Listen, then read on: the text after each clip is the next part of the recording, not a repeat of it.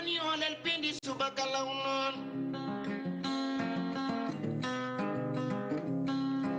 banda marieto olel Piindi Subaka law jam wale mon bandiraɓe musidɓe tedduɓe heeɗiɓe heɗotoɓe saktirde Piindi radio kala e jokkorde mum wulango kumpital non on calminama yindi on manama e jettoɗe sikki ala en garti e kattande jomiraɗo joom baɗe bawɗi baɗowo ko wela eɗo wela e nde wela ene welira gam humnude aadi tade woni fulɓe mbi ko aadi bil aadi salade aadi ɓuuri firtude aadi adi amene mon e kala subaka altini ha aljuma so waktu heedi ko hemnude on nde yewtere wiitede olel Piindi Subaka olel Piindi Subaka ko actualité nam kono kadi ko yewtere tindinore findinore jertinore kono kadi e sembitinore kala golle e golloɓe mum en gari e oɗo ñalawma hande alkamisa ene woni 25 lewru janvier 2024 to karallagal e oɗo subaka toon to radio wonani en toon ko Gandoli Fadiga to banggue télévision Piindi TV eɗen toon en direct ene wayno to caméraji ko Djiby Dieng gorko mbo Kandel e kanaraji kono ɗum toon to régie kam e réalisation wonan en toon ko Oumar Diobbo Sow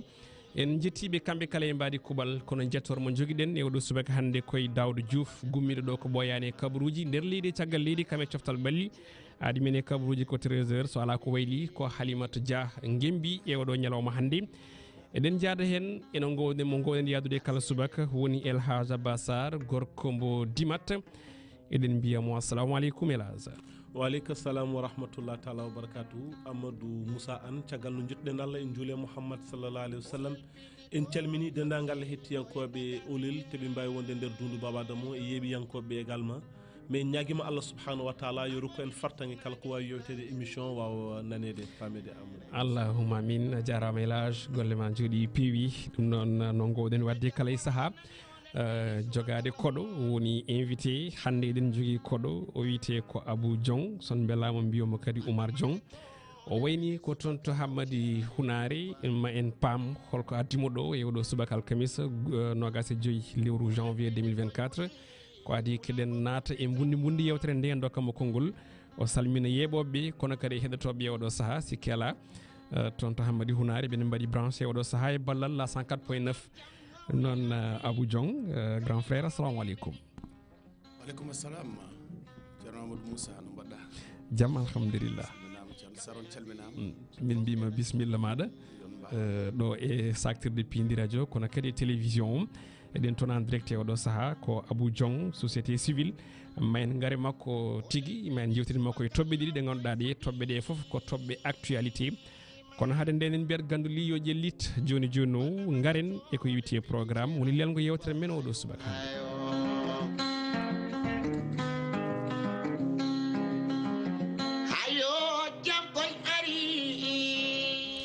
lelgo yewtere men e oɗo subaka alkamisa 25 janvier 2024 gadortoɗen ko météo du jour kabaruji weyngo gumriɗi en toon to ANACIM agence nationale de l' aviation civile et de la météorologie du Sénégal ceral tammigal gueɗe weeyo leydi ndi caggal muɗum ma en kal e éphéméride du jour ko hakkillaji poti nangude oɗo ñalawma 25 lewru janvier revue des titres hetta hen caggal ko sifa e kelle gadane jaadi leydi men kona ɗum pawten hen directement ko olel kan woni guila coupe d' afrique fuɗɗi fewde hande eɗen jogui rubrique kalowo e ko yewitti e programme kono kadi e écho de la tanière no ɓe noddirta ɗum woni olel wero baɗo teddugal leydi sénégal depuis yamoussoukro caggal mum garen e koɗo men koɗo olel e oɗo subaka hande ko Oumar Diong ɓe hen mbi Abou Diong mbo société civile ma en kalde makko ko yewti ko adi kala e alhaali phosphate mbo Matam eɗen gandi rewino ɗo goto e société civile en woɓɓe woodi ko haali e oɗon tuma noon kankone ɓe gaari wadde réplique woni jabtade kan ɗon haala kono en mbawa bismade Abou Diong tawi en kaldani makko yewti ko e gestion forage mbo Hammadi Hunare Asifor ɗo wonno président e oɗo saaha hande o natti wonde ɗum kono wonko andi hen ko heewi saabi ma en namdoma hen toɓɓe kewɗe so Allahu lamɗo jaaɓi ko ɗum woni yewtere men no tongguri en lenri oɗo subaka joni joni o paaɗen ko yoro gueɗe arwanire nden woni woni météo du jour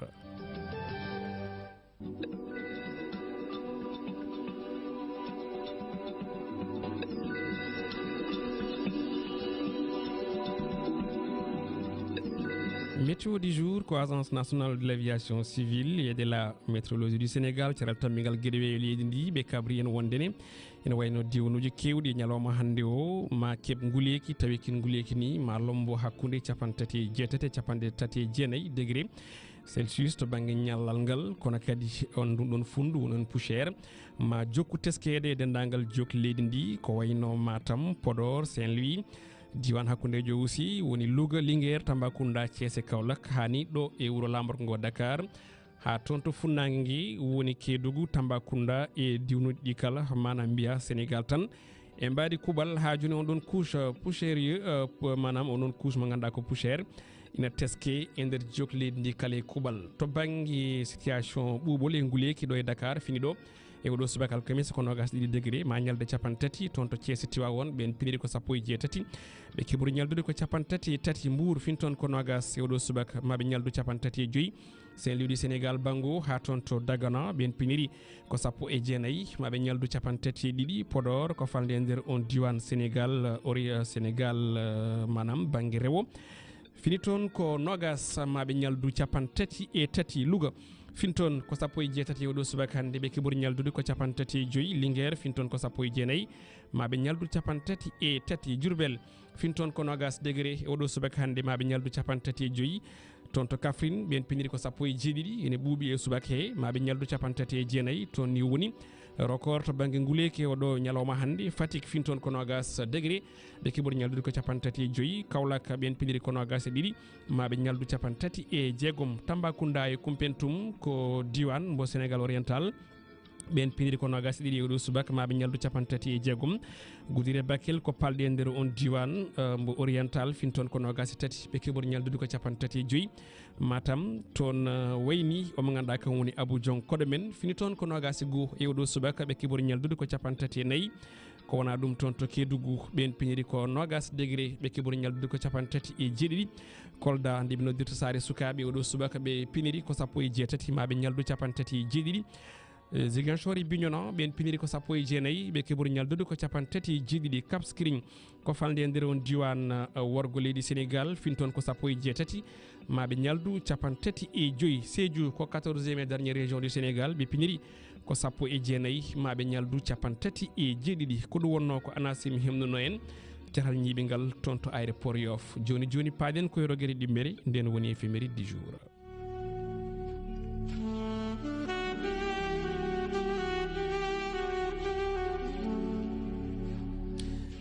Éphéméride du jour ko hakkillaji poti nangude hewɗo ñalawma hande 25 lewru janvier hitande junnaji ɗe 24 en ƴittadani foof won hen tan ko cuuɓiɗen saabu ñalawma mo hewde ko kewno puɗortoɗen ko ñande 25 lewru janvier hitande ujunere e temedde jeetati capanɗe jeenayyi e jeegom woni 1896 e on ɗon tuma hawri koye cifodiral nanodiri hakkude France naaɓe e ɓen ɓe Fuladu noon ne wayno tan kañum wonno royaume battidiɗo mo Sénégal watno créé tawi ni koye hakkude on ɗon 19e siècle normalement tawi ni darnuno ɗum ko on ɗon mawɗo fulɓe bitel Alpha Mbolo Baldé tawi ni on ɗon jeeya koye oɗo groupe walla mbiyen hinde fulɓe witeɓe firdu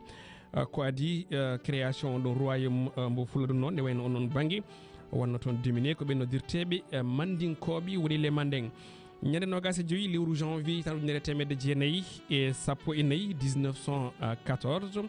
e on tuma hawri kene darna oɗon chambre de commerce de Ziguinchor tawi noon ɗin ɗiɗi battidiɗi ɗi gonno ko ɗin ɗi Sénégal waɗno créé ko toon to Saint-Louis e Gorée 29 décembre 1869 ko adi on ɗon date noon ne wayno tan on ɗon comité de commerce ina wayno gonnoɗo toon to Saint-Louis e commission commerciale goɗɗo ñiɓino ko toon to Gorée ñande 25 lewru janvier tan ujunere temedde jeenayyi capanɗe nayyi e nayyi 1944 e on tuma hawri kene ari ɗo e wuro lamorgo ngo Dakar o wiyete ko le général de Gaulle général Charles de Gaulle sen jokkiti nde tawi noon ko chef de force française libre woni FFL tawi koye Bololo wonno tindade toon to Congo Brazzaville nokku ɗo jogorno walla ɗo fonno wadde conférence africaine française tawi yuɓɓinno ɗum ko comité français de libération nationale woni CFLN on ɗon conférence noon ne wayno wanno ko 3 janvier ha 7 février nden hitande 1944 woni fuɗɗode nden ɗon haare witende deuxiéme guerre mondial ngam ha joni étade yurnitade holko foti wonde darndi e janggo on ɗon ko wiyete empire colonial français. ñande 25 lewru janvier tan ujunere temedde jeenayi e capanɗe jeetati e oɗon tumam hawno koye sunare ne memi umma islamique kono kadi memi dendagal leydi sénégal kala e kubal woni kawrugol e ladial on ɗon mo ganduɗa ko goto e ɗowannoɗo diine l'islam wiyete ko elhaj seydou nourou tall ko tanum elhaj oumar al foutiyou tall kono kadi ko jokkunoɗo darde muɗum layniro tijani ɗo e afrique banggue hirnagui ene wayno noon on ɗon won hollirɓe ni wondene o jibinam koye saaha nde on ɗon wirni elhaj oumar al foutiyou tall woni hedde 1864 ko wona ɗum on ɗon mo ganduɗa ko gandaɗo e darde muɗum to banggue l'islam kono kadi to banggue politique saabu omo jeeya e juuɓerol patam lamijo e polgu leydi france 1939 kono kadi omo jeeya e ɗoɓe leydi sénégal ha heeɓi jeetade mum woni ko wiyete indépendance ñande 25 lewru janvier tan ɗumire temedde jeenayi capanɗe jeette jeegom 1986 e on tuma hawri koye cérémonie traditionnelle darnude walla ni filde lefol elhaj bassirou diagne grand serigne de dakar ene wayno noon o suɓano walla ni suɓima ko ɓen noon sappo e jeetati grand serigne en tawi ko conseil supérieur des grands dignitaires de la collectivité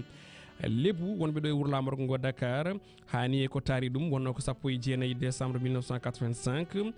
gam lomtade elhaj momar marine diop jaltunoɗo aduna ñande 27 mars 1985 gonnoɗo premier grand serigne de dakar tawi o darno ko 1795 o wiyeteno ko Jali Ngone Mbeng Diop lollirɗo Jal Diop ko ɓi Massamba Diop goto e notable uji walla mbiyen yimɓe hormaɓe toon to gonnoɗo royaume du Kayora ñande 25 lewru janvier hitande ujunere temedde jeenayi e capanɗe jeenayi e jeenayi 1999 udditi ɗo e dakar batu on ɗon commission progrès global de l'international socialiste parti socialiste sénégalaise noon ne wayno ne jeeya e nden ɗon fedde international guila 1976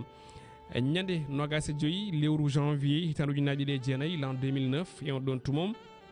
hawri ko jaltugol aduna omo yaranno e duuɓi capanɗe jeenayi e jeenayi ɗo e dakar o wiyete ko Mamadou Dia mennoɗo wonde hoorejo conseil de gouvernement du Sénégal nangonoɗo ñande sappo e jeetati décembre 1962 caggal nde crise politique memi leydi men Sénégal memi état o mbiyen o sohono ko kaddi gurdam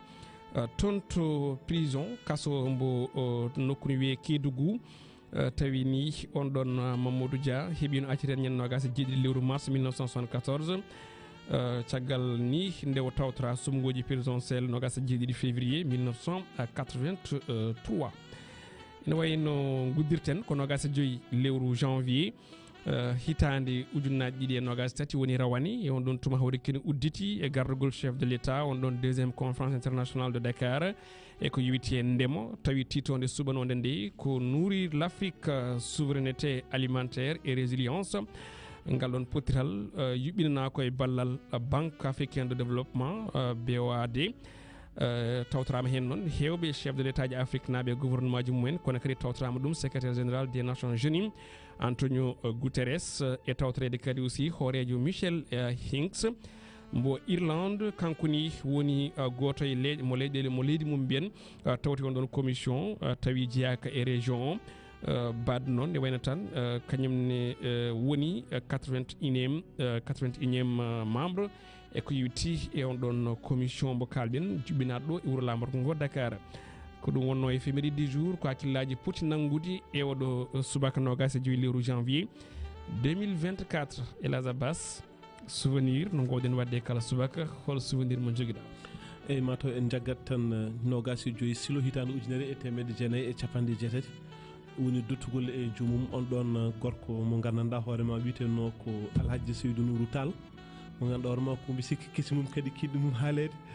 ko guide mawɗo wonno e tarikh tijaniyankoɓe surtout toon to Afrique de l'Ouest mais également won hewɓe cettimo wonde o yi aduna ko 1964 caggal ndu babiraɗo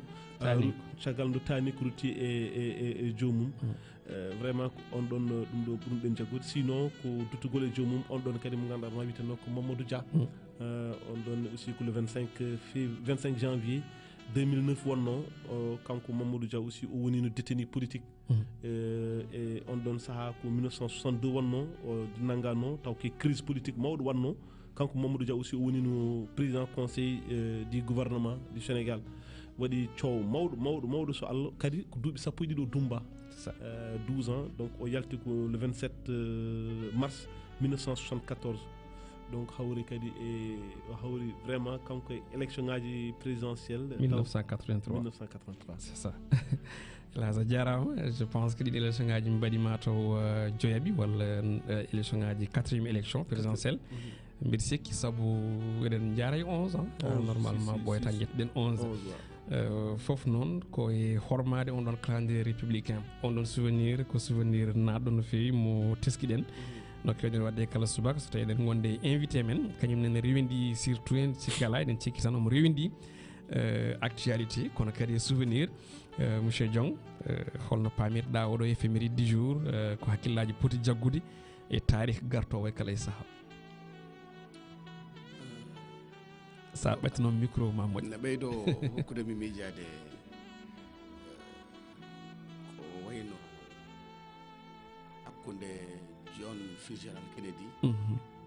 e Abraham Lincoln ɓe ɗo ko duuɓi temedere woni hakkunde maɓɓe ñalawma e dow ñalawma nde oɗo naati laamu nde oɗo naati congrès c'est à dire que 100 ans jour pour jour c'est ça hunde hawnide wonne ɗon donc noon wadde esre miijimi directement hakkunde oɗon coïncidence gonɗon ɓeɗende so tawi aɗa wawno rewindade ɗum dara c'est très important et surtout ene jeeya e éphéméride international mais bon mataw malheureusement pour nous mbiten enen ko national ɗum kono normalement ko hunde ganduɗa nde vraiment ne foti siftirede kala e saaha je salue quand même wittiyankoɓe ɓe e ɓe waɗiri ɗum aliñini kam vraiment wona chose donnée quoi vraiment c'est ça a jarama Abou Diong koɗo men en beltanimomo no fewi joni paaɗen koye revue des titres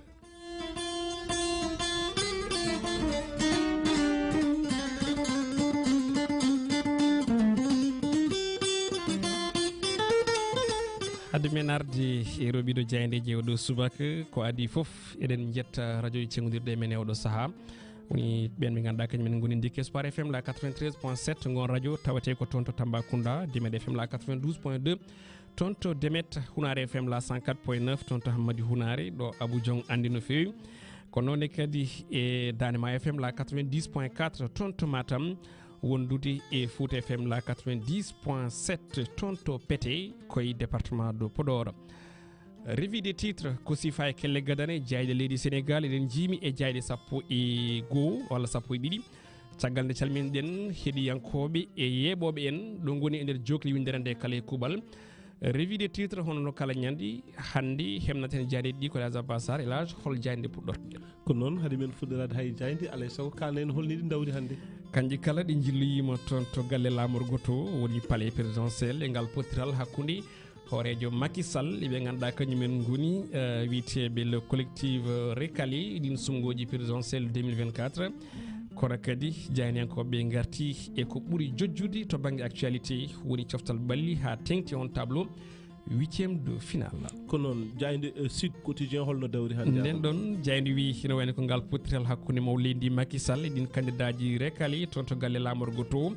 ɓe mbi ko on sirlu to banggue oɗo audience mo ganduɗa yewtama toon hay sinno tawi on sirlu saktaka jayniyankoɓe kolliti wonde on ɗon rapport présidentiel kam wonano e hors du jour manam wonano e tabal ngal ɗon kaldigal kono kay yurnito hani e fewnidde on ɗon fichier électoral woni ko teska hen kono kadi e erade won e candidat ji ɗi ganduɗa ɗi walla candidat goto mo ganduɗa nana e kasso Bassirou Diomaye Faye nde a citte wawa kañumne hoore muɗum ɗaɓɓoyde peeje kono kadi lelna programme muɗum ɗin konngudi sifaji kala e hello tati nden nden jayde witende Sud Quotidien jayde enquête nden arti e on ɗon fannu ɓe mbi ko opposition caggal on audience toon to palais de la République malaise dans les rangs noon janenkoɓe bindiri e gardidi bindol manam tan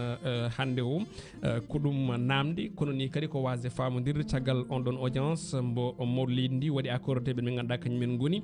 wiyeteɓe les collectives de recalé ko non jandi le quotidien nden don e odo subaka handi no wayno tan ari on don audience tonto galle lamor goto lere kale yidi moyen tan ko on don fay non jane ko be mbiri ko dum jeu de mots be eri ko gaccagol ba ganda kam woni Bassirou Diomaye Faye heba liberté provisoire horlindi maxal non be mbi ina wayno tan ko do saha holliti nani kan don haala nani ko be pay koy tabal ma jabtobe ko fay ardi kono kadi be ganda kanyumen ngoni riwtabe wala ni ronko be yewtude ko yuti on non parrainage ko liti wonde ina teski wasde yubbudi on ganda kanyum tiguni fichier électoral lidi ndi din kongudi sifaji kala e hello jeenayi e nder nden jayde witende quotidien le quotidien Vox Populi nden e odo subaka kam ne arti din sumgoji présidentielle du 25 février 2024 be mbitande ko le rapport de la présidentielle pas à l'ordre du jour so tawino ko dum namdi holko nayi ben be ganda kanyumen ngoni collectif uji recalé ko wiyetno ko wonde be namdoto ko rapport holtam wonde de dum don kam ala no yimuni den don yewtere manam kaldigal dum den tobbere ni halaka ton manam koko dulta ben don be ganda ko collectif recalé en koliti wonen tan ko ni teski dysfonctionnement et yuti e on don fichier électoral leydi Sénégal saabi non be nyaagi mo leydi ndi ko yo yurnite kono kadi kambe be mbawa tigi rutinere ton to conseil constitutionnel mbele daari mabbe de to bange parrainage wawa limtede fof e wad non janen ko be mbi ko mo leydi ndi wi nani ma jabtobe ko fayar den ko ngudi e hello nayi e den jayde Vox Populi kono Dakar Presse nden don arti on don rencontre manam ngal potiral son jidi wala kawral hakkunde président e ben les recalés du parrainage ko non be noddira on don audience mo ganda be mbi ko audience wala yewtere nde koye tukkide so on jidi manam ko yimbe dido wala ni bien ko jeese kutondirdi jiwtidanno hanki ton to galle lamorgo tum namdal wala kongol rapport on présidentiel kanyum woni ko dulta e nyalawma hanki o Karim Wade be mbitan wadi neli ton délégation mbele tawtre ngal don kaldigal Bougane Gueye kanyum be mbi jogi ko mode ni oui ni non hono no troisième mandat wano do Mimi Touré kanyum be mbi ko ha hande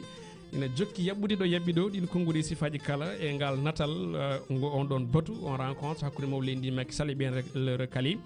fof ina tawi e hello mabbe tati den jayde Dakar Presse kono jayde les échos nden ari titonde burde teskinde o do subaka hande ko coftal balli be mbitan ko Sénégal fotata koy Côte d'Ivoire don aussi kadi ko leydi dimmiri am ganda ko woni Abidjan so tawi jumani mil sikki ko ivoirien hen bangi ma en ngara makko dum donc Sénégal ko Côte d'Ivoire jogon nangodirde non huitième de finale CAN Côte d'Ivoire 2023 mbi ko barode de wayne tan kawrata koy ben don miracle en manda hon dum jogori wiide PULAAR jogori wonde ko altini paado ne wayno non be garta bilan on don premier tour wonande équipe nationale du Sénégal jour uji nogas kanyum mbada utiliser kono kadi ko yiwiti e attaque mbo wibi meilleure défense e on don bigoto mo be mbadi encaissé ne wayno be mbadi be dentini kadi aussi barotede ngal leydi Sénégal ndeno de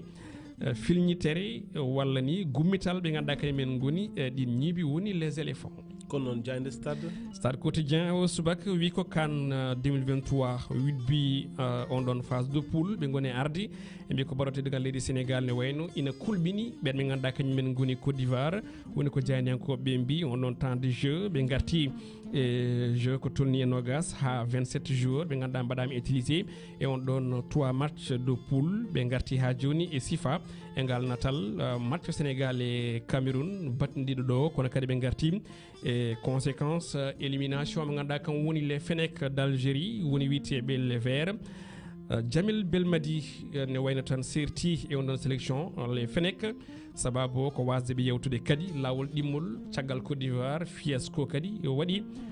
tonto Côte d'Ivoire woni ko jani en ko be mbi o subaka kono jani le record quotidien wi ko CAN 2023 huitième de finale odo altini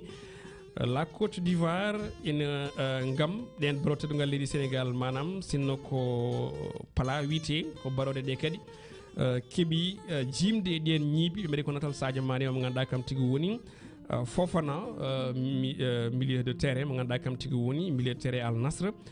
diide be kala ko tonto Arabie Saoudite ngoni kono kadi club goro petite jani ko be mbino ne wonta ko dum choc goddo padade o don CAN ko Nigeria Cameroun Mali Burkina Faso choc entre hoddiɓe woni ko jeyanenkoɓe mbi fof ina tawe hello mabɓe nayyi eɗen nden jayde record quotidien tribune sport nden ɗon ari on ɗon 8e de finale CAN Côte d'Ivoire 2023 petreɗo 2024 ɓe mbi tan de wonata ko Côte d'Ivoire Sénégal walla Sénégal Côte d'Ivoire so tawi en kormima on ɗon gonɗon lelgo 8e de finale saabu ko Sénégal waɗata recevoir toon to Yamoussoukro kono kadi ɓe garti e choc hakkude Cameroun et Nigeria ɗin konngudi sifaji kala ne tawi e hello jeeɗiɗi enen nden jayde tribune sport ko noon jayde le soleil konngol ko gotol jayde ande wi ko deuxième tour CAN de football Côte d'Ivoire 2023 wonata ko Sénégal contre Côte d'Ivoire ɓe mbi tan de ko ɗum promesse d'un 8e de feu manam hande o hakkillaji kala jaggi ko ɗum 8e de finale gulɗo jaw ko hakkude barode dariɗi e liɓɓe walla folɓe kulle kewɗe nder laddi kono kadi ɗen ñiiɓi ɗi ganduɗa ɗi ko ɗaninoɗi enen jogori finde tawi ɗaɓinanoki on qualification oɗo saaha hannde mbaɗama repêché saabu meilleur 3e hultama wonde ko ɗum match gulɗo jaw jogorɗo wadde peete jeeygue toon to Yamoussoukro lundi 20 walla mbiyeni lundi 20h woni on ɗon 29 lewru nduɗo no gonɗen rewme sport plus nden ari e Jamel Belmadi natti wonde sélectionneur d'Algérie noon janenkoɓe mbiri hollirde wonde tan ko on ɗon sélectionneur mythique mbo Algérie gonnoɗo champion d'Afrique en titre 2019 guila nden ni wayri gagnade match coupe d'Afrique saabu fiasco wodino toon to leydi Cameroun kono kadi laatima toon to Côte d'Ivoire Jamel Belmadi sertieɓe en ɗen witeɓe les Fennecs d'Algérie CAN 2023 Maroc ne wayno kamne heeɓi sanction luura Walid Regragui kiblunowo on ɗon kippu yowama ko tolni e matcheji nayyi tawi hen ɗiɗi ko avec sursis o fuɗɗima ni wadde purgé match goto hanki koye tribune o yeeɓi on ɗon match kono kadi yadde 400 000 dollars ɗum ko caggal pelɓodiral bannogal hakkude makko e on biteɗo hono Chancel Mbemba saabi noon nde kaf udditi hen losko yowimo kanko entraîneur o kono kadi fawi fédération mabɓe copreji kono kadi on ɗon amende daɗani ɗum ɓen ɓe fédération congolaise de football république démocratique du Congo ɓenne kadi aussi powama 400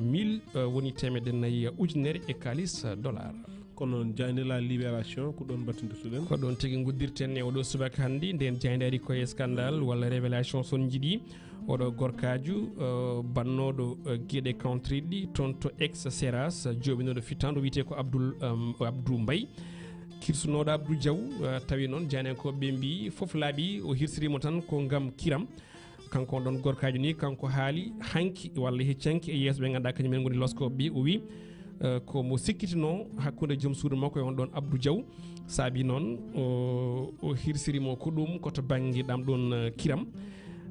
ɗin konngudi noon ene wayno tan kanko haali ɗum o wini ko aset ɓennuɗo o yinno yoɓade fittanu makko o heɓani hañede altini subaka sanga wen ɗo ko nde o hirsi on ɗon tawi ko toon to ɗon séras ɗum ɗon tawete ko ɗo woɗɗani Dalifort ɗo woɗɗani Pikine mbiyen ɗum ɗon woni ko haali on ɗon PV mo ganduɗa ko losko ngo namdotonomo e fannuji ɗi goɗɗum ko tawete hen ko accident musɗo jayde ɗi garti hen e fenêtre uji tokosi ina wayno ko 13 fittandu heddi e dow bolol Gossas Diourbel accident tindade toon to nokku biteɗo hono Porokhane jaynenkoɓe garti hen ko ɓuuri yajji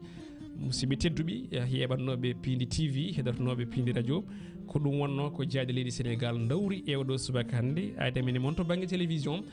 ko janggo aljuma so Allahu lamɗo jaaɓi ko noon Amadou Allah jarama mbi sikki eɗen jogui namde tati ɗe ganduɗa hoorema gorɗani no hannirta ni woni pourquoi souvent enen jiiya les entraîneurs soɓe mbaɗani atteindre leur objectif ɓe mbaɗa démissionné walla ɓe mbaɗa limogé holko saabi ɗum ɗon ce qui est normal par ce que ko mbiyata ko la promesse est une dette aɗa andi so joomum ne yaha coupe d'Afrique ne jogui objectif uji ɗi joomum jofoto c'est à dire que pandale ɗe fédération sifodirte ma e état ministre des sports pandal de ɓe hen ko pandal jaltugol poule ɓe hen ko 8e ɓe hen ko quart ɓe hen ko demi ɓe hen ko final ɓe hen ko coupe donc ni pandal ɗe mbayi joni noon so tawi an a yeehi cifnoɗa wonde ni ko fandaram ko addude coupe te a yaltani poule so ndimago no woodi jomum foti waɗa démissionné donc ɗum addata démission ngol hen sahaji adda aussi limogeage ummorade e on ɗon état ko noon hollin chance uji Sénégal jogui hakkude mum e les éléphants chance on mawɗi to banggue esprit collectif e confiance kono kadi e wadde assumé statut mudum de favori kono football ko 90 minutes maintenant ko 120 minutes woni yesso nde tawno prolongation no wodi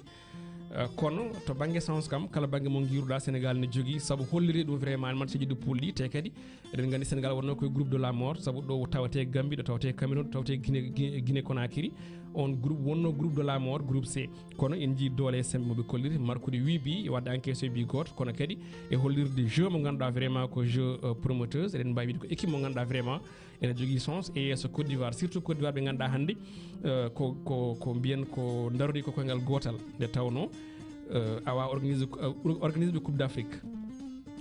ebi base yaltude poule be debi wadde répéter le même scénario mobe kemno e 1984 ndebe organise no Coupe d'Afrique kono kadi et en 2009 mobe organise no ko wité CHAN be kebani yaltude on don poule hikno eden bayde ko dum miracle kono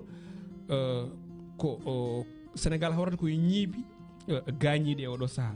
joni non heddi non ko beele en jagira dum ñiiwa so gañima arti beele wonta ñiiwa segba liba ledde wala hela ledde ferondire mo ganda ko yon adversaire mudum walla ko ñiiwa gañi won bay lajja ha joni wawa dogde et puis barode mbirto dum ben walla keba ngabure do mum en tout cas ko deux kongudi ngodi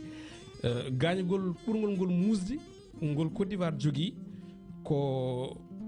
défaite 4-0 contre be gada kanyumen ngoni les arcs nationales Guinée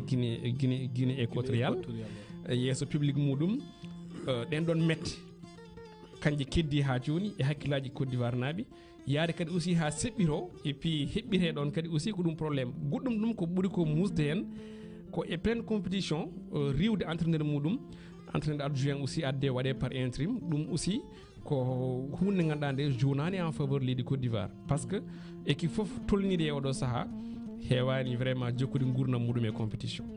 ko non mataw battendirten tan ko namdal politique seeda bon en fait pas politique mais ko yande men tan renet woni bela sikkani ben don yanobe ton to galle lamorgo to bela wona pression addini bi change di wayludi yande mabbe parce que kambe be jogino hakkilaji mabbe report yo way yo dum doji poussi belma be mbaawi dumine en jano e dum doji mabbe joni be ji ton be mbayli dum do bela sikkan ko pression population wadi habi parce que population fouf dilli hen got fouf mun fouf sanani dum yatma ke wonde il n'en est pas question que élection aji en bade repousser en tout cas elage wiide wonde ko candidat mbi non walla yaabe ton be mbi non min kam pour am biami ha joni ko dum fo débat rapport élection ko dum fo débat vraiment balado agité e der leydi ndi pour mi anda holdum kono kam en cikkani so tawi ben yanobe ton hanki walla nelabe ton be mbeli ina ciomno e hakkilaji mumen rapport haytin adandi Sénégal ne wonde guedel enen jahne ko beden wonde guedel kambe mbino ko yobe ko be gadduno to e conseil constitutionnel yo limti dum be mbino jon non nandube am fof mbiya din non haalaji pirti tan wondene ko yo sumgoji din dirtine sabu limta dum hande on don woni on don logistique mo ganda hande ko cohlado heno yaha garta gondo no faadi wona koy pré campagne donc dum don hokki won e yimbe ni mbi wonde donc rapport on don rapport ma wod te alors que kambe les principaux concernés woni opposition wadabe recalé e wobbe ganda be aussi ko to bangi pouvoir fof hay goto hen yaltani demgal mudum wonde ene yiidi élection ngadi mbade repousser ko goto yimbe ni gay tan mbiyat non c'est à dire ko yimbe ganda be kany men won ko jidi ko haala jidi ko on calendrier républicain was respectede dañe ko haala kon non so tawi jiwi ko dum fo débat haado sinno tan ko dum nawnobe ton min puram ko dum adoto wonde e dow lahal kadigal ngal kon non wannon dum don alano hen alano hakkille mabbe kadi laamu ngu aussi mi jannata joom aussi dum ala hakkille mudum donc den non tobbere kan wadama bali hande o jimmi wiide ko ben don candidat ji recalé be mbadino lettre fewde mo leydi Macky Sall yo jabtobe ko buri yawde donc elle e sikki mabbe e sikkam min ko be winduno wonde be cikki wonden on mo bindata jabta ko be ala tamabe walla ni wajaka be ni finalement randi sa fadi Macky hen sahaji gauche offert ko droite donc elle ko dum woni ko hebi ko nen bettere saabi be misiki be daminnoki wiede wonde ngare mo jabto on walla ngare jewtuden dum saabi bindi on don bataki be bindi hen kare wonde amin jidi réponse immédiat donc non no e wadi fof leydi ndi mahi koy dow kaldigal so jiiɗima yo haltidi so tawi so joddama tan so haaldama aussi ma famodire kono noon tout sauf report vraiment ɗum kam waɗani arrangé hay goto wona to banggue pouvoir wona to banggue wona to banggue opposition wona to banggue kadi population aussi wona aussi to banggue tarih leydi ndi to lelgo to manam to lelgo sumgoji saabu en kaali joni eɗen organisé presque fodde 11 élections présidentielles guila 1983 so tawi mi juumani walla non 1973 normalement ha 2019 sa ƴeewi ko lewru février tan yimɓe juɓɓinta ɗin sumgoji présidentiel donc candidat républicain ko wiyete jimi wiide ko calendrier républicain ina waɗa respecté ha ɗo donc mi sikkani so tawi ɗum ma fuɗɗo dirtinede e laamu Macky Sall nguɗo en tout cas ko noon Amadou Moussa Allah jarama hojomaji ɗi nden dogote celima dartade te kadi koɗo men normalement on foti hankiɗin hokkede konngol o wawa haalde ko addi ko kono haade nden ko Olel Kane jehen toon to Côte d'Ivoire.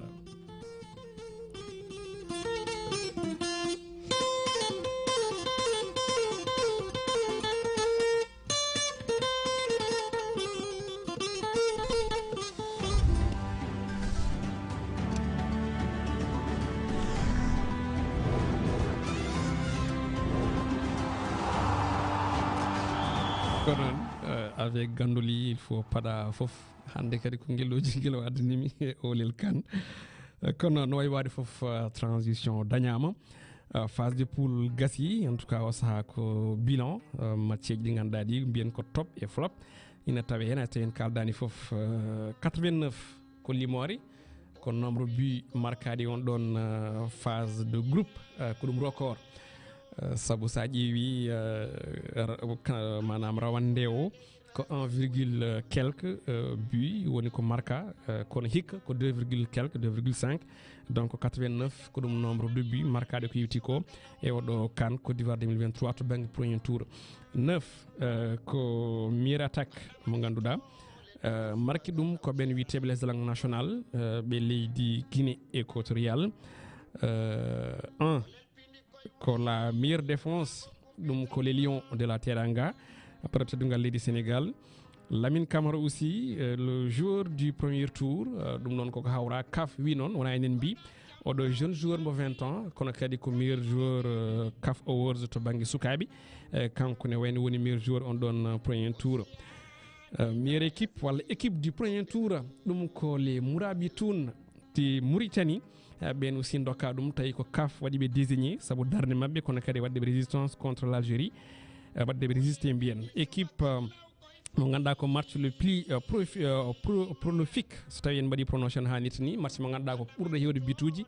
ko hakkude Guinée équatoriale le 2 Guinée d'ailleurs e Guinée Bissau 4-2 subi ne waɗi ko ɗon match ɓuuri hewde toɓo bituji to banggue noon numéro 5 ɗum noon ko le nombre de but mo meilleur buteur marqué woni biteɗo Emiliano Isue kañum woni capitaine les langues nationales kanko marqué 5 buts oɗo saha kanko tigui woni joueur mo ganduɗa o ko ɓurɗo hewde bituji on compétition en kudu e machine ɓen ɗon ne wayno tan ko meilleur passeur en kañumenni teska kono haɗani ɗon CAF accani hay hunde match ɓurɗo hewde ko wiyete yeeɓoɓe e nder stade ko match Burkina Faso e Algérie ko 33 000 spectateurs woni tawetno e ko yutti on ɗon fannu woni record to banggue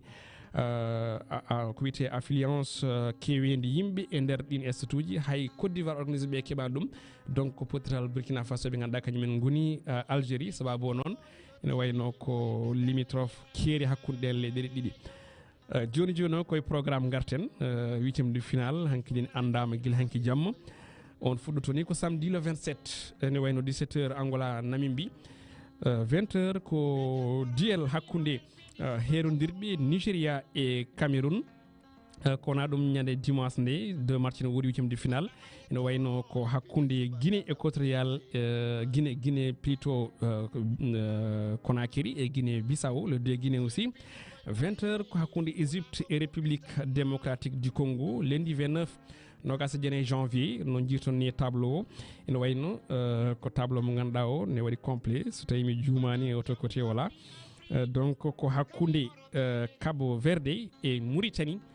20h Sénégal Côte d'Ivoire mardi 30 lewru janvier don 8e de finale di ngasata sanga 17h Mali et Burkina Faso don kadi ko diel hoddi ben damina téléspectateurs uji walla spectateurs uji kiwde nder stade sabu leydel dide kala kanyimen kodde koy Côte d'Ivoire 20h Maroc et Afrique du Sud wala tableau complet ko yiti won 8e de finale 9h11 minutes joni jono paden koy kodo men tagal ni gummiden e rubrique Olel Kan tanière de Lyon haytinno ko seeda hanki be mbaɗani entraîné kono hanki aussi hawri koye foftere mabɓe toon to hôtel kono hawri aussi koye duuɓi nogas e joyyi omo ganduɗa kam woni goto e meilleur jour uji Sénégal e oɗo kan o wiyete ko Pape Gueye hanki waɗimo duuɓi nogas e joyyi ko jibina donc eɗen profite occasion mbiyamo joyeux anniversaire kanko Pape Gueye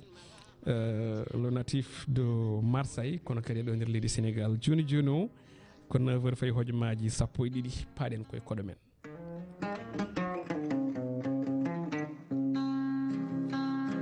koɗo men en cikko heeɓima hankkidini caggal nde o hiiɗi en ko juuti donc enen ko enen jonta pour heeɗademo hankkidini eɗen gandi ko ɗum addimo ɗo henna entretien mbo 40 mbo 30 minutes plutôt no kewɗen wadde kala e saaha calminimo lawol ɗimmol Oumar Diong walla mbiyen Abou Diong ko tergal e société civile toon to diwan mo Matam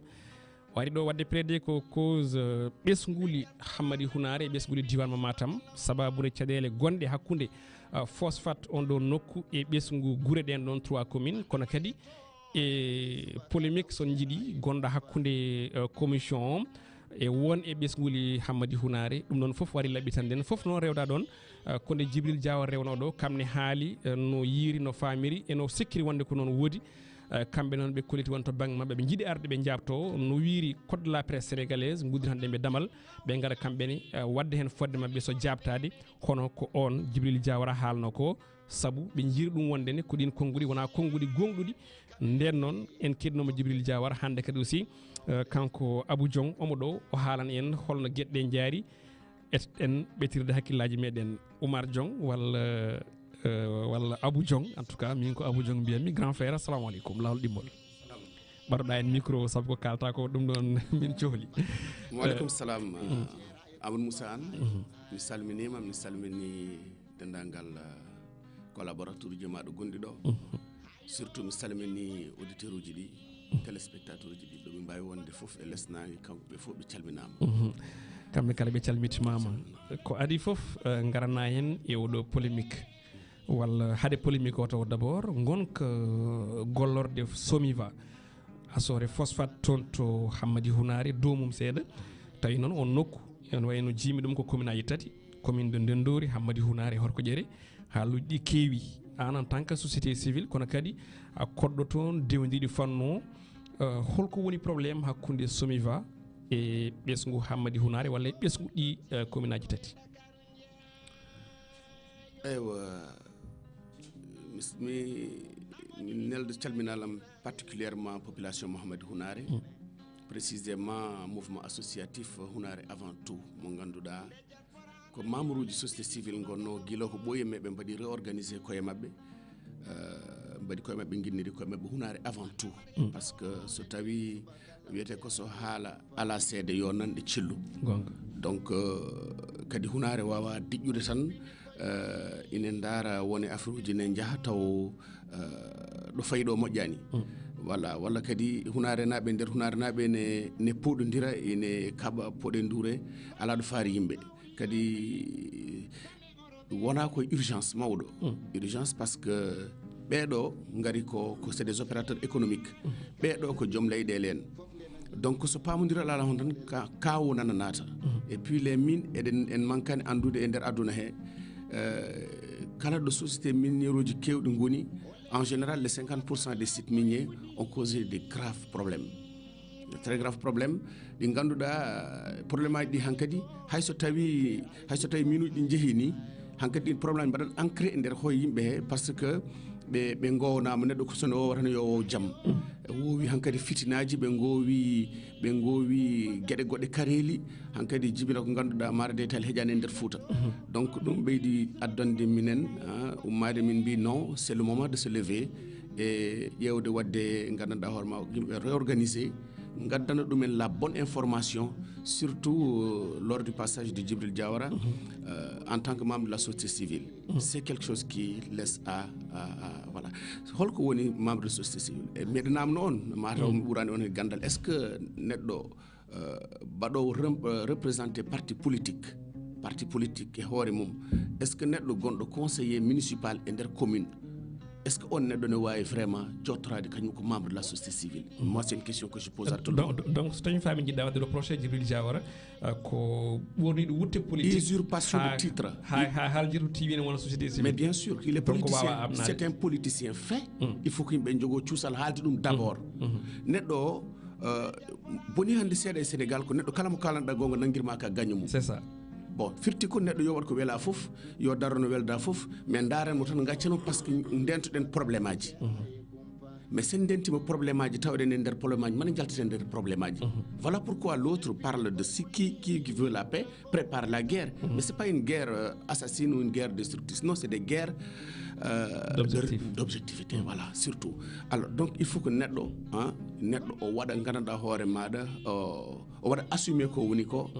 Surtout j'ai utilisé mon usurpation de titre. La société civile de Amadou Ounaré ne peut pas reconnaître Djibril Diawara, mais par force il peut s'imposer par force. C'est ce qu'il est en train de faire. Mais qu'au politicien, on peut émettre un appel à la mairie d'Amadou Ounaré, c'est un conseiller municipal. C'est ça. Et en ton gonda, tu sais très bien ce que je te dis. Jinnomi ko gartana en e problème surtout le cas de Djibril Diawara, ma en gartu en seeɗa parce que passage makko adduma ɗo o haali ko probléme ne woodi hakkunde phosphate de Matam e ɓesguli Hammadi Hunare walla e ɓesguli 3 communes woni Horkodiéré, Ndendori et Hammadi Hunare. So tawi probléme no woodi ko holɗum woni probléme? Probléme o woni ɗon ko problème, il y a une manipulation. Problème o woni ɗon ko problème politique. Il woni ɗon ko problème de manque de volonté. La société minière de la vallée nde ari ɗon nde min wonno le premier à porter la voix du peuple, à combattre pour que nos terres nous soient restituées ou bien qu'il y ait ce qu'on appelle le droit de tierce. Min dokke ko min jeeyi ko. Puisque c'est des champs à vocation agricole. C'est ça. Donc ɗo yimɓe nguuri ɗo son ngari on ƴetti on mbawa jaabade yimɓe ɓe alors que lamɗo fawi hen jungo. C'est cette expression qui sillonnait, n'est-ce pas, dans la conscience collective, qui m'a poussé même à aller très violemment avec en pulaar. ɗum addinimi min habde ene wiyeteno habde lamɓe ɓe. Nden il y avait le premier adjoint au maire Samba Silla, il y avait monsieur Amadou Kane qui est le maire actuellement. Mi dañde maɓɓe luure kewɗe hamin jeehi hen tribunal ga ɗo fof yahama. Pourquoi? Parce que mbimɓe ko ce n'est pas possible on mbawa ƴettude leydi ndi dokkon yimɓeɓe taw min tinani. Mais alors au fin de la chose andi yade won gueɗe ɗe ganduɗa ko sirluji lamorgo ndeke Amadou Samba Kane kañum aɓe sago makko ko yo ɓeeɗo arɓe yoɓe dokku hunarnaɓe fodde munen. Mais on avait un autre neɗɗo goɗɗo mo jeyaka e wuuro he mo gardinanoɗo kabaru o, on woni monsieur Gaye arno hunare tan ko wadde restauration finalement waɗa copte omo woni ɗo lycée ɗo collège ɗo. C'est ce dernier taw ɗum wawno wadde manipuler l'outil informatique woko kanko halfina wuuro ngo o tami wuuro ngo e ko kanko ɗandi haade audience publique. Hade audience publique il faut que société minière o yaha jooɗoyo région d'abord jooɗoyo gouverneur jooɗo e les futurs partenaires. Nde ɓe jeehi Matam nde ɓiɗɗo hunarenajo goto yahani toon, hay ɓiɗɗo hunarenajo goto yeehi toon ko monsieur Gaye. Monsieur Gaye wanno représenté hunare. Mais est ce que monsieur Gaye so nelama yo ya jooɗono hunarenaɓe te monsieur Gaye waɗani 10 ans e nder Hammadi Hunare, guesse ɗe ne guurde plus de 2 siècles. est ce que on neɗɗo ne wawi yaade haala toon goƴa hunarenaɓe walla yolta toon hujja hunarenaɓe o anda ni de quoi il s'agit. O nela donc an ko gonɗa e haalɗo henna ko ka jiɗɗo andinde yimɓe fuɗo probléme ɓe par ce que sa anda hedde 2009 entre 2009 et 2014 mais c'est ko nden monsieur Gueye wonno ɗo. Voilà sa anda hunde nde holto ummi to probléme ummi a wawata par ce que ɓe mbaɗi ko récupération politique. C'est tout. ñaɗa ɓe mbatta récupération politique nde ñande hen coalition citoyenne Mouhamadou Hunare ne ummidi e Ibrahima Sarr ɓe mbadde makko rencontre mo ganduɗa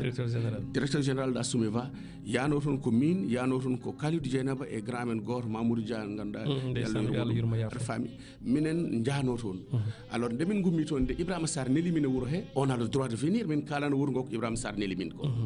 Entre temps kamɓe aɓe jinno nadde nder langue politique ɓe ngala lawol ɓe gandi c'est un sujet sensible ko ni tan ɓe gara min kuccidira mabɓe min kaɓa e mabɓe wuro ngo burjito walla ɓe ngara ɓe pero ko min batta ko ɓe carakaki amen min kofa juuɗe amen dara par ce que min gandi fenande yata alors min kufi juuɗe amen daari ɓe par ce que min mbarodirta maɓɓe c'est pas possible ko ɗon galle joom wuro gonnomi e haalde holko Ibrahima Sarr wi min d' abord il faut que yimɓe ɓe ganda holko SOMIVA waɗi holko SOMIVA waɗani holko SOMIVA wi ne yiiɗi waɗande yimɓe e holko SOMIVA foti wadde aussi holko SOMIVA foti wadde d' accord et donc minen holto min jadata e SOMIVA holto min jarata e mabɓe et puis c'était un triangle hakkude amen SOMIVA société civile o e mairie Hamady Hounare ala hen fof ko wonti hankadi hunde ligguetede suudu woturu kala komin mbaɗa min kaldata mairie Hamady Hounare min gummo min jaaha min kaldo e DG min garta min mbaɗa rapport amen e wuro ngo e dinguiral galle joom wuro donc min tawi ko ni foti yarude hay so tawi ne ɗeɓi lelde mais to min payto ne moƴƴi hokkuma yeru goto nde min cakkiti mbiɗe cakkitimi joddade Ibrahima Sarr o wi ko joom guesa fof yo rokko 1 million ni ɗum kam ni saɓori mbimi DG sa rokki neɗɗo fof joom guesa fof 1 million taw camion chargé o phosphate o ummima Hounare o ari Dakar o yoɓete ko 800 000 e omo jogui possibilité charge uji laabi 3 semaine he min guesam mbami wasiba pendant 50 ans sa rokki kam 1 million c'est une injure nafata rondaki mana mi suusa nawde Hounare na ɓon kabaru mais holto wattindi nde kamɓe ɓe ngari ɓe péri affaire nde ɓe mbaɗi récupération et Djiby lui en ce moment en dirigeant cette coalition galle makko bato o waɗa galle makko commission o tafa toon commission o tafa c'est là oɗo ko waɗa ko baɗaɗo revoir tan kono ko kanko tan objectif o ko dani wadde tenir population en otage et so tawi en keeɓi ma en jaajno ɗum ha laaɓa ko des points saillants beele yimɓe mbawa andude holko woni mission mabɓe holto ɓe nangui wuuro ngo e holto ɓe paari wuuro ngo e holko ɓe gone haalde ko est ce que ne rondi mana walla rondaki mana alors ndeɓe mbaɗi engagé dossier o min mi waɗ croiser les bras aɗa andi yimɓe kadi ne jiiɗi kesum ɓe gondunomi galle joom wuuro ñande hen ɓe nde ɓe gaari bonnude batu o nde mbimɓe ko mais au moins ɗacce hami gayna haalde mi hokko on micro so tawi kon ko kalmi ko wona gonga mais pewni toon so tawi wonko kalmi ko welani on kal ɗum nen so tawi kadi ko onon wuuro ngo ko on noddumi so neɗɗo ene fenega arta joɗade galle joom wuuro nodde joom wuuro en donc son gayni ko jiɗɗon haalde fof kalnon Ibrahima Sarr mais mi andano kamɓe wona on élan ɓe jahata kamɓe gari ko bonnude yo bon tan joom wuuro ƴetti micro ɓe luuki joom wuuro alors mi mbi donc yo journaliste en cote minen min gummi min koti galleji amen weeti ɓe mbaɗi marche ça a été sanglant ɓe dutti kadi mbi ko min noddi gendarmerie yo ar fiir sukaɓe des choses bizarres alors ɓe jooɓa finalement ko 1 million 75 000 francs on dédommagement nde ari nde ko 1 million 75 000 francs ɓe jooɓa woni guesa fof bon joom guesa fof tew ko guesa kadi ko galle fof 1 million 75 000 kamɓe kadi commission o ɓe mbima ɓe jooɓe 1 million 75 000 he hunde par ce que ɓe mbaɗi passe uji mabɓe et par ce que ɓe mbaɗi téléphone aji mabɓe et par ce que ɓe jokkodiri e yimɓe donc il mérite une compensation ɗum ɗon ne yooɗi e neɗɗo biɗo kañum ko société civile moi j'avais travaillé pendant 4 ans pour la commune de Hamady Hounare ko kaalisam propre mbaɗatmi hen mi meeɗa namnade wuuro ngo passe mi meeɗa namnade wuuro ngo hay batte hay so tawi minen commission bureau amen ne jigorno yaade Dakar walla jogui mission goɗɗo somin ngala kalis sur le champ so tawi ɗannungal ngal ko urgence min ñamloto kalis somin garti min mbaɗa cotisé min jooɓa donc en réalité mi wawano famde ha jiimi eɓe namno n'est ce pas des perdiom sur les 1 million 75 000 des ayants droit ɗon ɓuuri gadimi waɗede choqué mais c'est passé ɓe continue neɗɗo noon so tawi a haalani gonga tan kalta ko fenade un politicien il doit aller faire la politique mais o wawa rondade donc sukaɓe woro Hounare hande sukaɓe wiyata sukaɓe ne caggal makko c'est archi faux sukaɓe ngala caggal makko sukaɓe goni koye caggal koye munen ƴewata ko avenir munen mayne ngal joni e commission mo kalɗa par ce que won polémique gonɗo e nder on ɗon commission polémique o ko to banggue kalis umrade Alassane Ba yettademo kanko Djibril Diawara tawi rewi koye juuɗe Hamidou Ndiaye goto e citoyen wuuro ngo hélas so tawi en jogui namde fewde monsieur Diong. Eh ben en fait monsieur Diong mi salminima au passage quand même beltinimam parce que alhaali phosphate oɗo kalte toon to Hamady Hounare ko hunde nde gandanɗa hoorema vraiment so Allah foti réglede une bonne fois ɓayde ko ɗum intérêt général wona intérêt vraiment fotan wonde intérêt keeriɗo personnel eyyi wona intérêt mo ganduɗa hoorema ko neɗɗo goto tan horito ɗum walla ko fedde woto tan heerito ɗum foti wonde ko intérêt général an ndo au début par ce que mi nani ɗo aɗa haala wonde aɗa jeeya e idiɓe fuɗɗude vraiment ɗum ɗo au début ɓe mbaɗin mon proposé 1 million e on saaha an nde mbaɗde proposé 1 million holko jaabiɗaɓe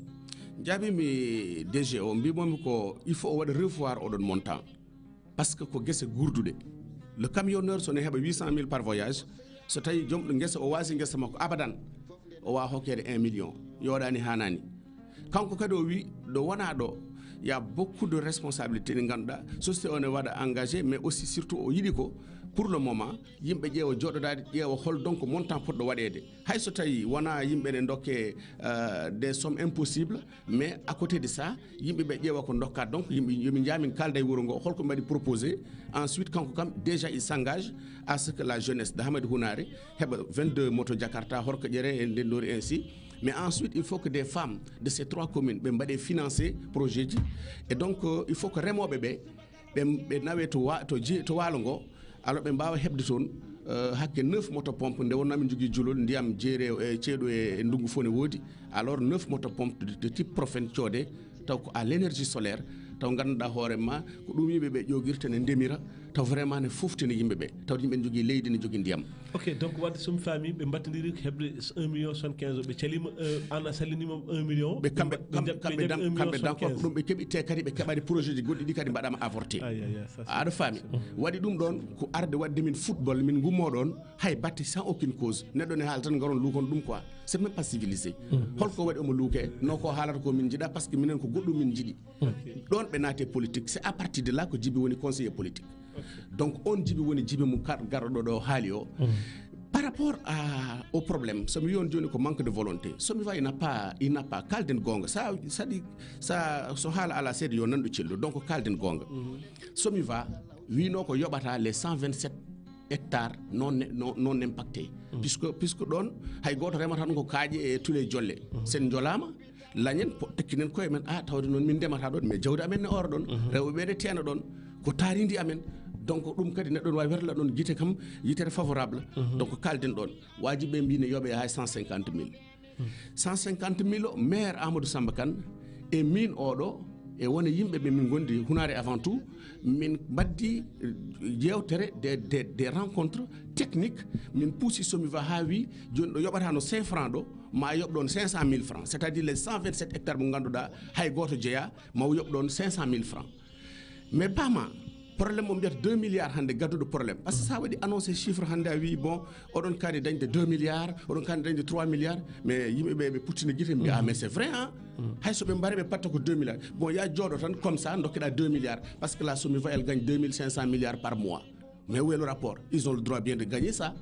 est ce que an ko foni hakkude mon ko ɗum namnoɗa walla biddiɗa guite ma koɓe dañata ko mais dañan hoorema sa wa dañande hoorema établir des protocoles des partenariats bien ficelés ƴeewa holno ɓe gaddiri ngaalu mabɓe ngu nafta diwan o mais wona jooɗoɗa tan aɗa daara koɓe dañata ko aɗa haɓo koɓe dañata ko et à côté de ça il y a une autre société minière qui est là-bas qui s'appelle Soma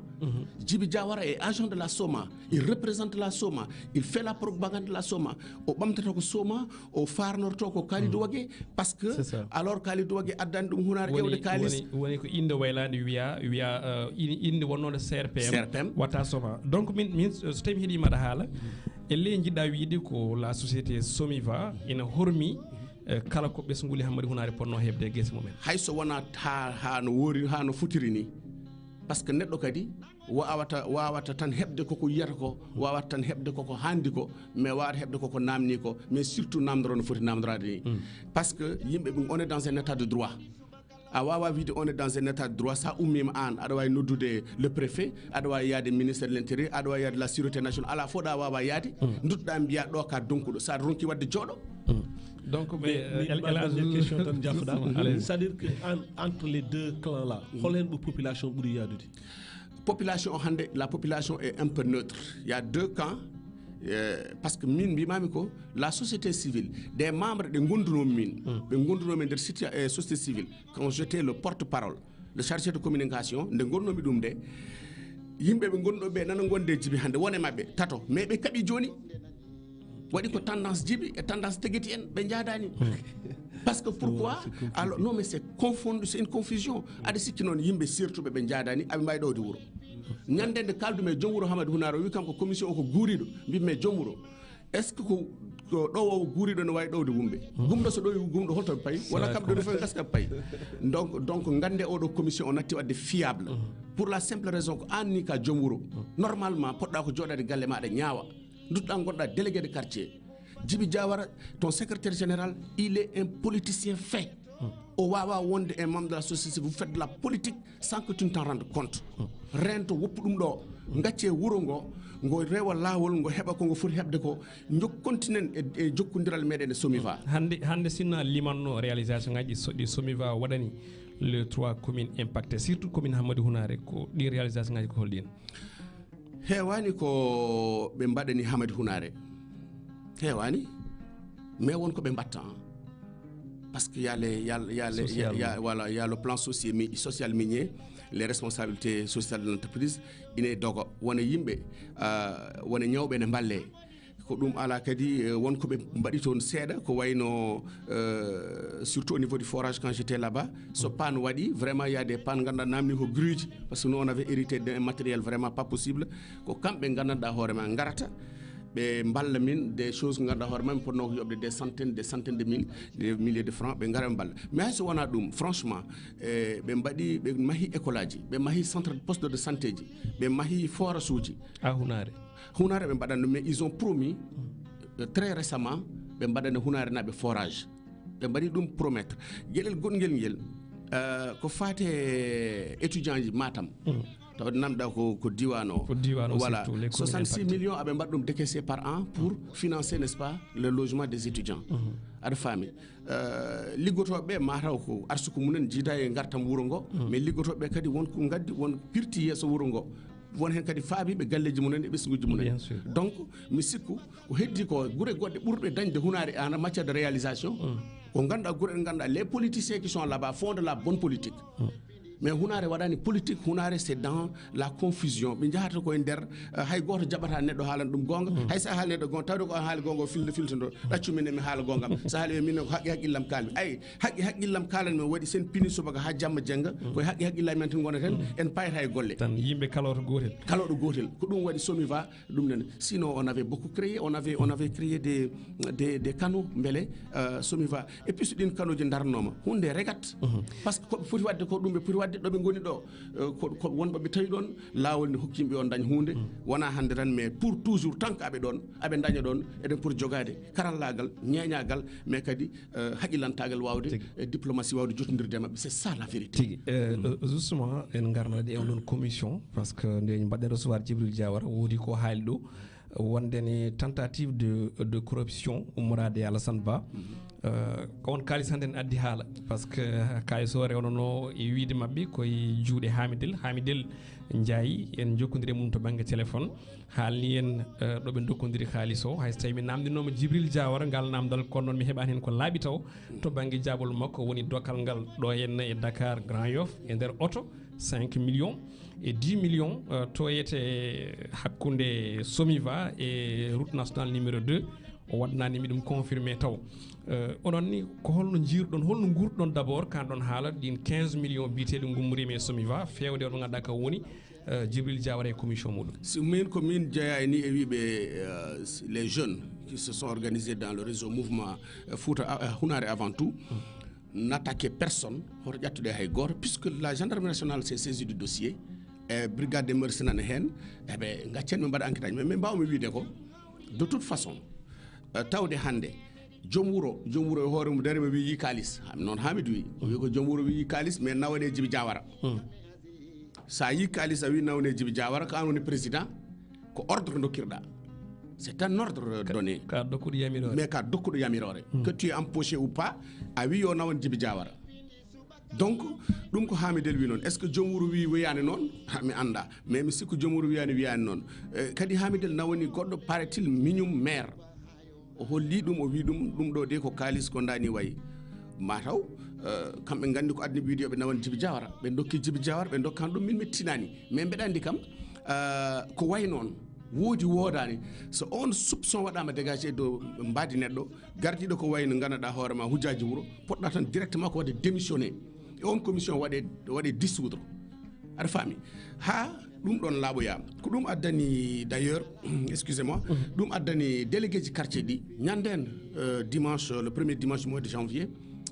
ɓe mbaɗi rencontre maɓɓe mairie Hammadou Hounare holko wonno ordre du jour kamɓe délégué ɗi tawde kamɓe mbaɗi créé oɗo commission ko kamɓe pewni commission o ɓe ndaari commission o gila ne yaha so wona pooɗe nduuro e caru e goɗɗum addanani yimɓe aboutissement zéro ngare mbaɗen dissoudre commission o ƴetten flambeau o dokken ɗum monsieur le maire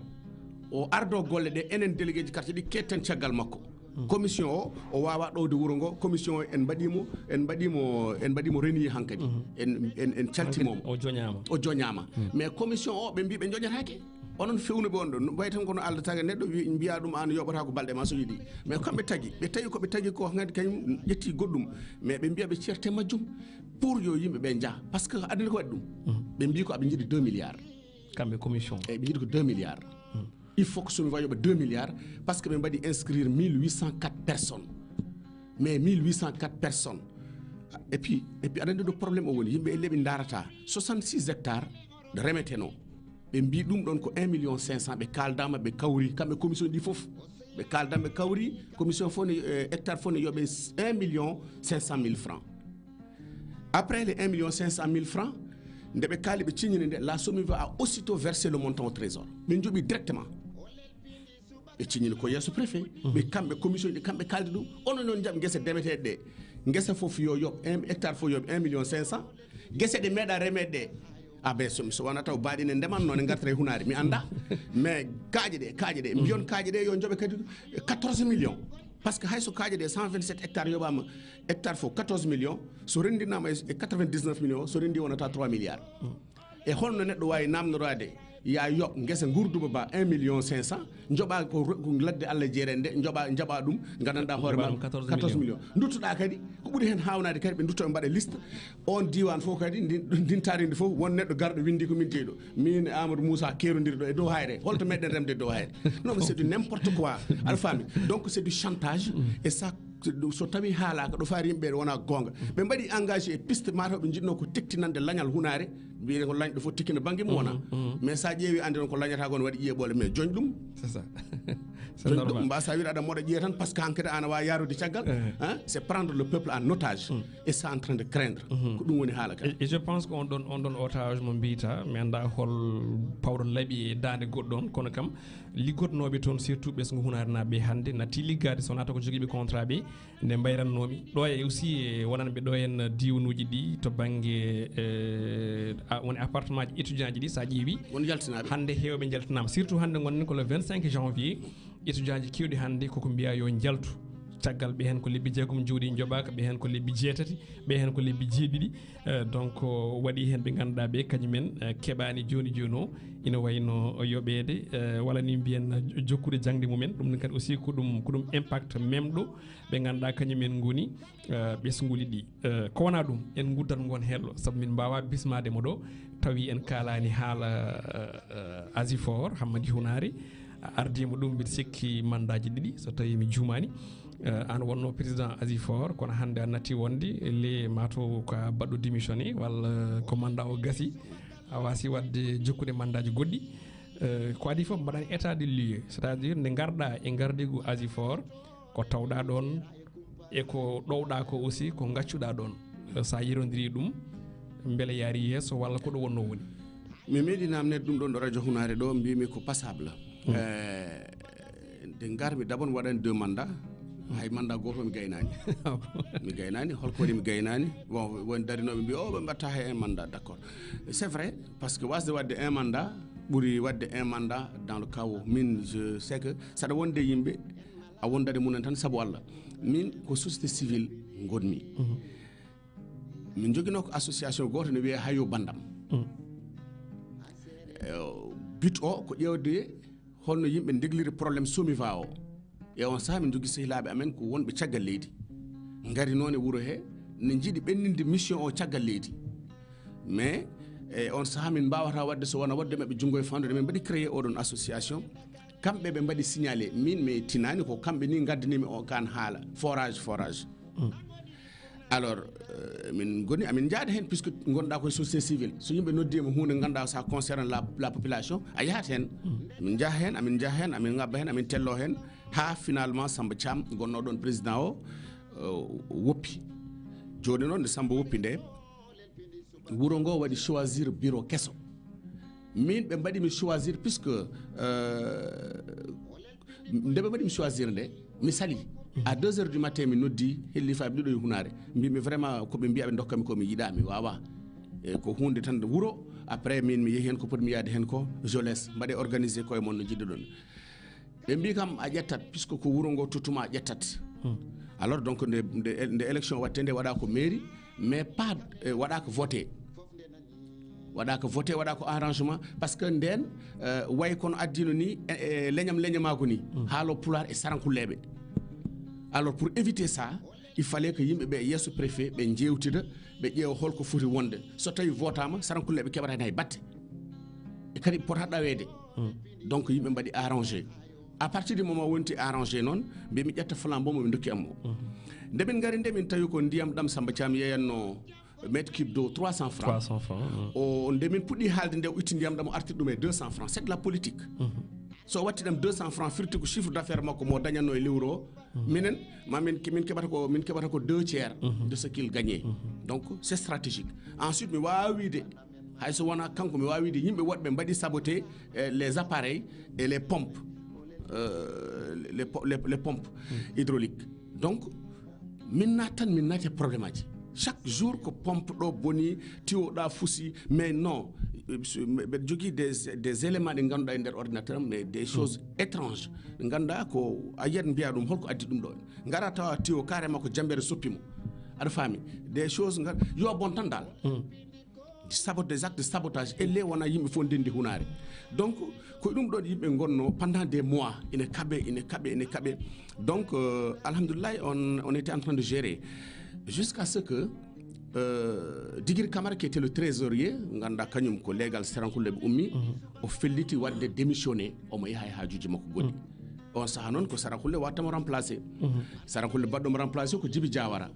ari naate équipe he kadi addi ɗon confusion et zizanie toujours il est comme ça kanko ko yo bon tan kanko il veut non mais c'est vrai il est comme ça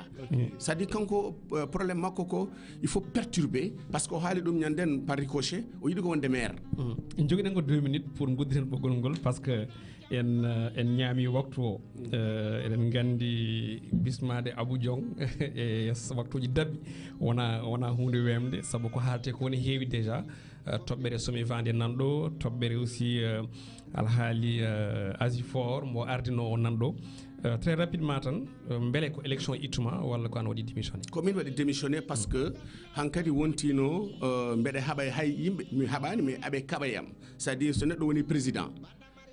d'une association oɗon ƴetta des décisions vous ne le dites pas parce que tout simplement mi ari Dakar pour bismade joom suudam ne ummino Belgique mbeɗa ari ɗo omo ari le 21 septembre ko ndeno ari par ce que o wiɗino arde avant septembre mais amin gonno e alhaali wadde monter les panneaux solaires e nder wuuro he e nder forage he donc on probléme gasi min mbaɗi monté ɗum ɗon mbiyomi meɗo ene projet mi wawa yaade ɗaccu ha mi gayna ɗum gaynumi projet solaire o alors jooɗimi ɗon 1 mois mbeɗa waɗa vérifier n'est ce pas le fonctionnement des choses c'est en ce moment là que joom suudam min gari hawrude ga le 21 septembre le 21 septembre garmi 1 mois après mbeɗa jogui perdium mbeɗa foti hokkede hunde par fin du mois mais pour mi jooɗimi ko haala 12 mi heɓani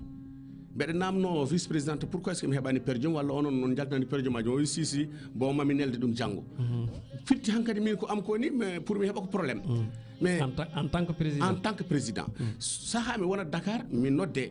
pan waɗi woni en cikkata ko mbeɗe hunare ɓe nodda pan nanɗo de mi nodda les plombier walla les fossoyeur ɓe jaaha ɓe liggo ɗum jamma taw kamɓe l'équipe sur place ɓe liggaki ɓe jiyani ɓe tinani après mi waɗa ɓe rendre compte mais min kay mbeɗe mi caggal leydi walla mbeɗe mi caggal wuuro kono kay mi wonani gandanɗa hoorema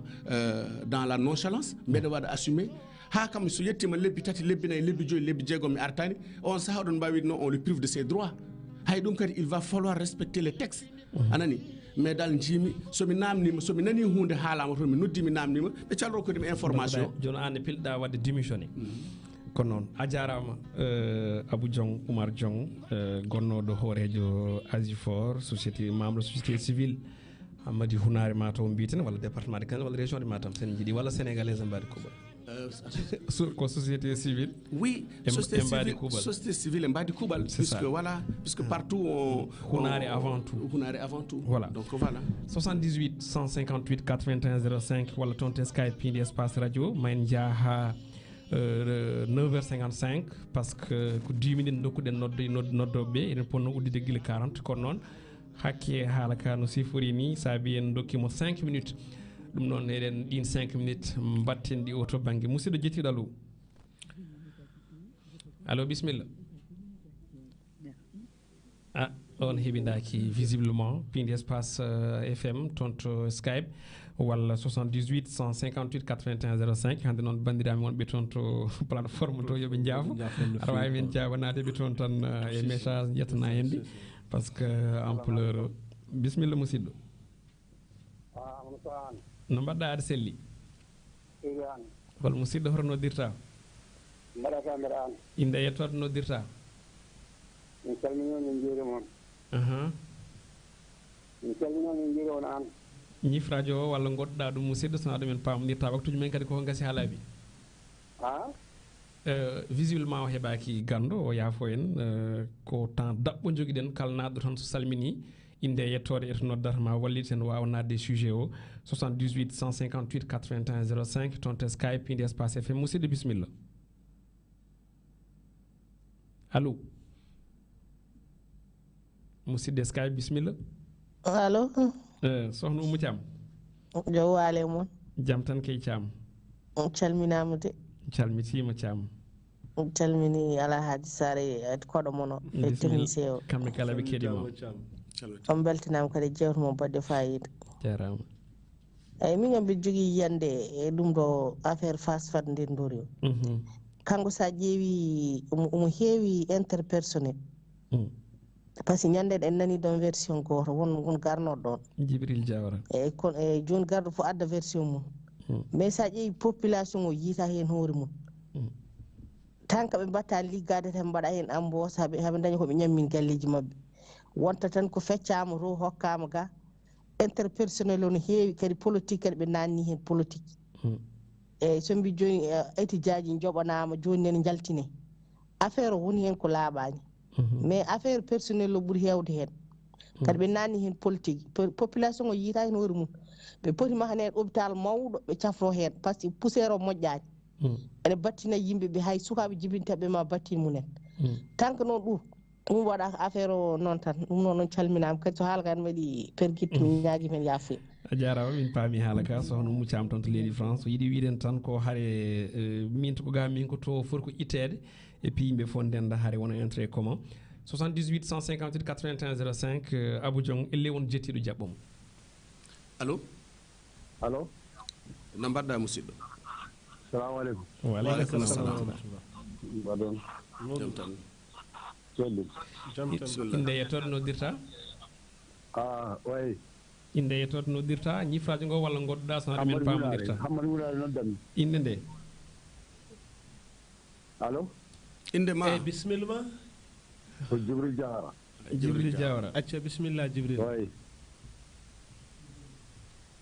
acca bisimilla Djibril Diawara Amadou Moussa eyyi bisimilla Djibril Diawara ko kanko rewnoɗo en Amadou Moussa assalamu aleykum waaleykum salam mbaɗɗo celli bisimilla Alhamdulillah, Djibril heeɗa. bisimilla directement min kirima voilà bisimilla ma direct ti en direct en mbawa famodirde makko toɓɓe ɗiɗi Amadou Moussa eyyi toɓɓere wallelde mo haali o asa somi ɓa o aha kanko ko haala ɗo ko fof il ne maîtrise rien absolument rien sur le dossier ko bon gando pour wadde éviter e mbaɗa yiɗi kuppanama appel o pourquoi par ce que kanko rewino ɗo henna o ari o haali ko fonno ko haali fonno ko wiidemi kanko wona politicien ay o fuɗɗoraki ɗon wona bandiraɓe ayi juste cuhurɗen kala mo mbiɗa gonga mettinat tigui on est dans quel pays o cuhurɗen ko jiyande woɓe ɓe par ce que kanko rewino ɗo ko droit ko wiyete réplique woni ɗo donc hankkadi en mbawa jaɓɓade haala gokka ummi kay makko par ce que ko ɗo réplique o haɗata bisimilla musidɗo assalamu aleykum waaleykum salam wa rahmatullah bisimilla ma calminama on juurama kadi on beltanama calmitima sangot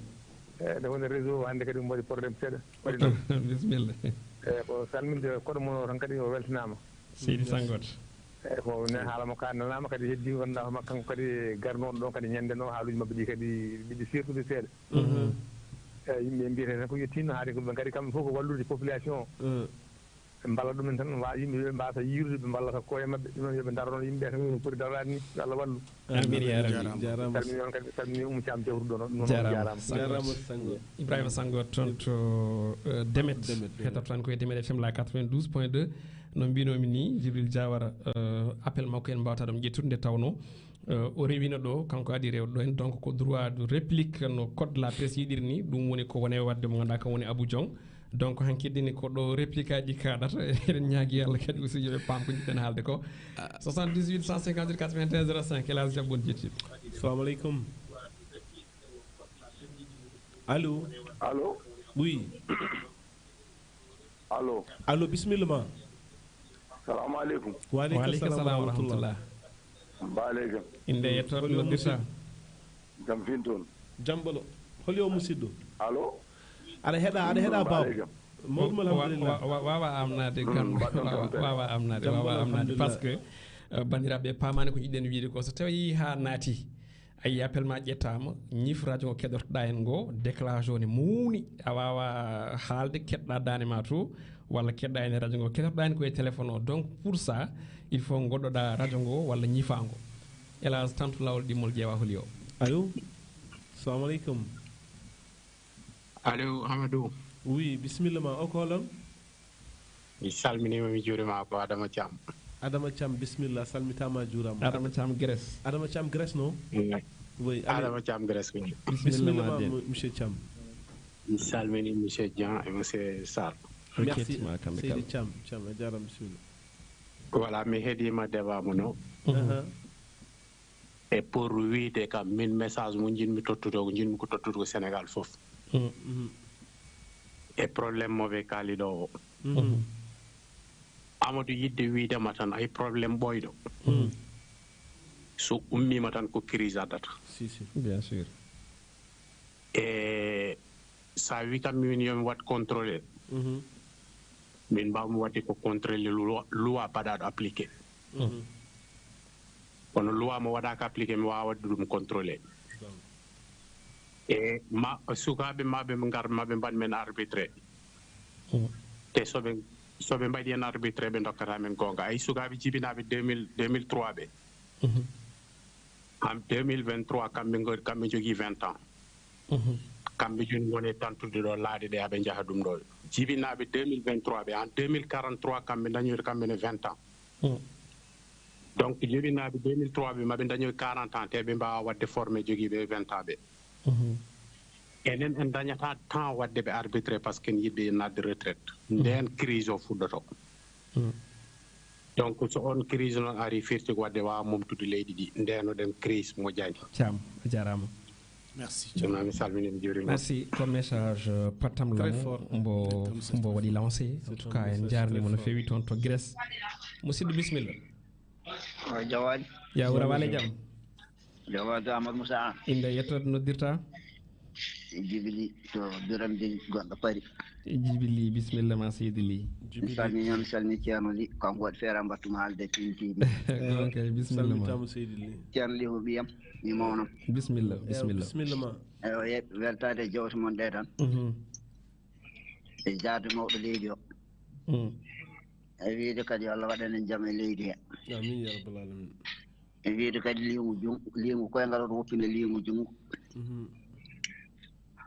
liingu koyngal oto woppine liingu junngo liiliɓe kay so tawi dokkama ɓoggal gonɗa no fay acca bisimilla eɗen dono barode e Allah hokkuɓe poldu amin ya rabbi eɗen belti hen no feewi jarama sanni tan a weltana tan assalamu aleykum a jarama Djibili toon to leydi France toon to Paris wala en jarnimo en tout cas waktuji men kuuɓi woni 9h55 presque donc noon ko ɗo kaɗaten e oɗo ñalawma hannde dokken konngol koɗo men o wawa waynodirde bandiraɓe monsieur Abou Diong walla Oumar Diong wonan Dakar naɓe mbiyata ko Oumar Diong minen hunare naɓe ɓe mbiyata ko Abou Diong bisimilla konngol ma mbayni ko ko weltanade on Piindi TV ɗi e occasion mo dokkuɗon kam hannde pour arde laɓɓinande haqqillaji ɗi wonde ko woni Hamadi Hunare ko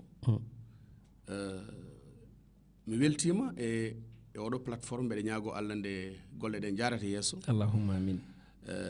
jiɗmi wiide tan ko gonga ko mbuɗu nangi newre neɗɗo ne famɗani sudde ɗum sa etima ko cereli ɗi cumanma